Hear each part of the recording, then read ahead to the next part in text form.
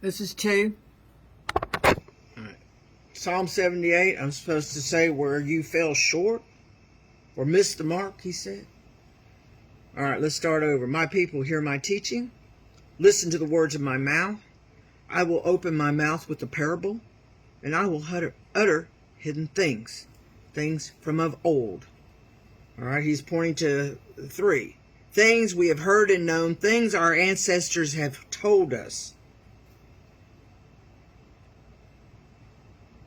Okay, so I'm thinking, okay, I wrote after it, ignored judgment for this. Ignored judgment for this has fallen on you. But you can turn it around. Do my will, not yours. This way you will be in truth instead of untruth. Untruth sends you to hell. Things we've heard and known, things our ancestors. Okay, so pretty much everything in the Bible, whatever, we're supposed to do. And we have, except Psalm 3:5, I think, right? Let me check. Yeah, the gay one, where the wicked enter the womb. The one that was glazed over and ignored by all churches, every last one. Because homosexuality freaked them out. It freaked them out. They couldn't take it. Let me see. Maybe it wasn't 3:5. No, I don't think it was. Anyway, you'll find it somewheres. The wicked enter the womb. Maybe it was, whatever. Okay, so I just read that. Review 78 before showing up. Whatever, I didn't. You're going to... Okay, I'm supposed to break. Keep going.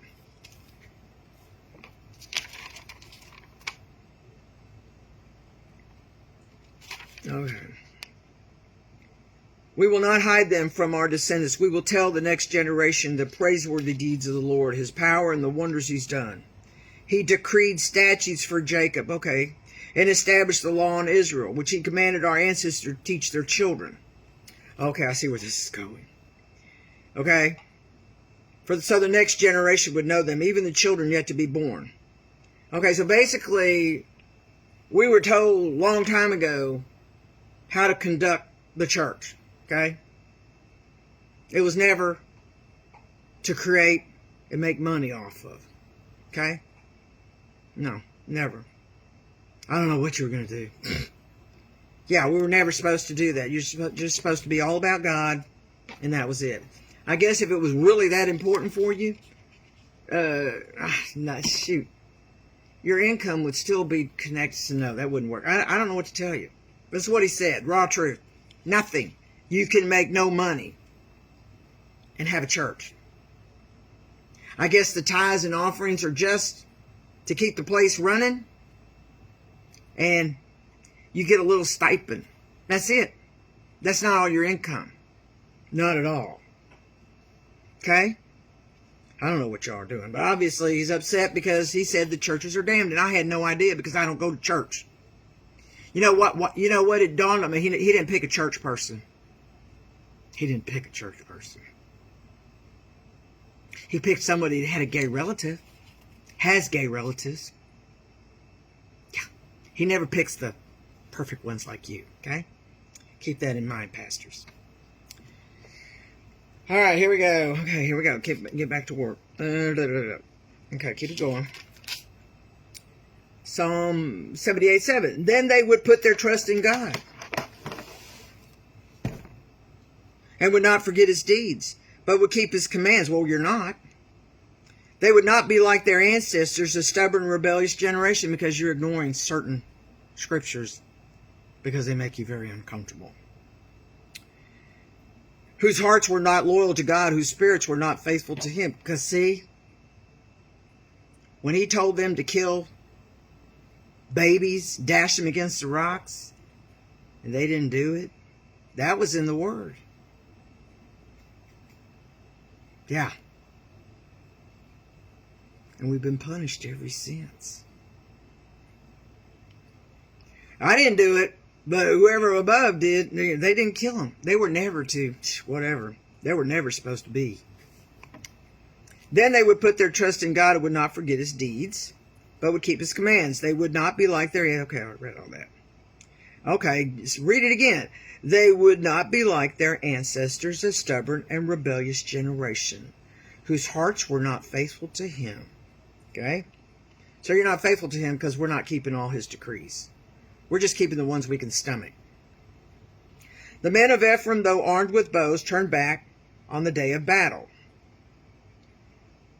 Okay? They had fear. Okay, so they didn't do jack.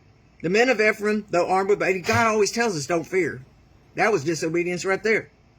The men of Ephraim, though armed with bows, turned back on the day of battle. They did not keep God's covenant because they were scared. That's like me not doing this job. That's what Jonah did. I'm not Jonah. As crazy as this job sounds to anybody out there, I'm not a Jonah. I'm going to do it. Because I fear God. Yeah. I'm going to read up on Jonah because I forgot. I forgot that whole story. I just know he was a coward. That's all I know. I'm going to read up on it. They did not keep God's covenant and refused to live by his law. They forgot what he had done, the wonders he had shown them.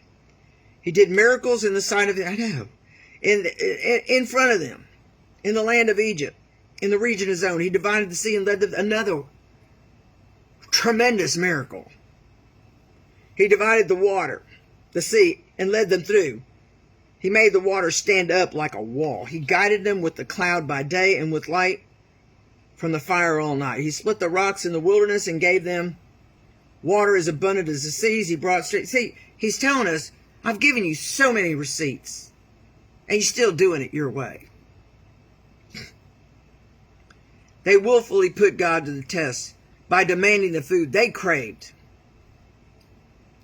They spoke against God. Can God really spread a table in the world? And what he's saying is, did he really mean this scripture? Did he really mean it? True, he struck the rock and water gushed out. Streams flowed abundantly. But can he also give us bread? Can he supply meat for his people? When the Lord heard him, he was furious. His fire broke out against Jacob, and his wrath rose against Israel, for they did not believe in God or trust in his deliverance. So he gave a command to the skies above to open the doors of heavens. Okay, so he fed them, okay? Yeah, most only call when they are destroyed. Yeah, that's what it takes to change a stubborn person. Pretty much destroy them. Anyway, you get the point. Y'all are in untruth. You're not following. You're not really. Just what you can stomach. That's his point. That's why he's upset. Yeah, that's why the churches are damned. Because all of the pastors fell in line with the bull. Yeah. That's what happened. That's why he says y'all are damned. Lucky me. Gosh.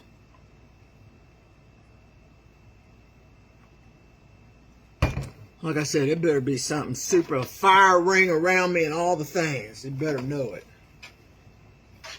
I'm speaking that scripture too. All right, let's see. Okay. Yeah. Let me turn the page. Okay, Jesus is telling me Psalm 78 recited up front. The job. That's my job, I guess.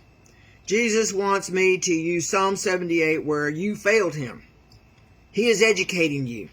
Humble yourself or else. Okay? It's just that simple. We are at the end of our time, and this sin of yours must be corrected, says Jesus. Hence, messenger of the Lord of hosts is going out. The church, if the churches don't turn this around, the pastors most definitely will go to hell. Okay? You were always held to the highest and most purest standard. This was never meant to be a job. It was only meant to be a calling, not a job. A calling. Got it? A calling. Okay, remember? He says, remember, probably talking about the gays. It's referencing gay people. Because y'all hate gays, okay? People that are straight, feel self-righteous, religious types, they hate gays. Or maybe they don't hate them, but they don't want them. They don't want them anywhere near them. Okay, remember, hate is murder. In the spirit realm, what you will learn is more important and costly than what we see with our eyes, okay? I'm talking about the spirit realm. Everything starts in the spirit realm. And then it manifests in the physical, okay? Remember, hate is murder. So if you hate somebody, it's like you murdered them. So you're an evil murderer. And that's one of the 3 ways you get into hell. You're a murderer because you hate. You know, I gave a lady that letter that Jesus wrote to us.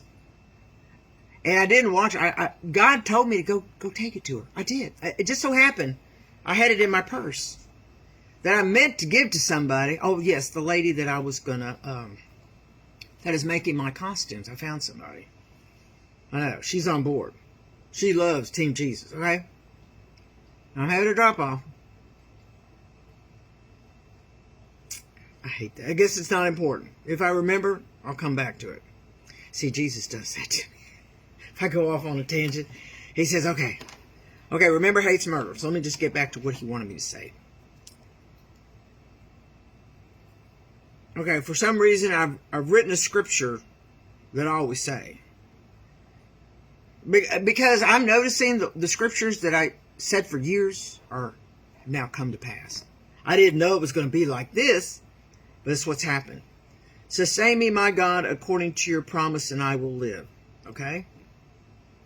Now I'm not going to die. I've been saying this for years. Sustain me. Yeah.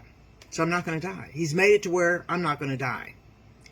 Do not let my hopes be dashed. Uphold me, and I will be delivered. Yeah, I don't have cirrhosis of the liver anymore. If you're new to the scene, I was diagnosed with cirrhosis in 2001.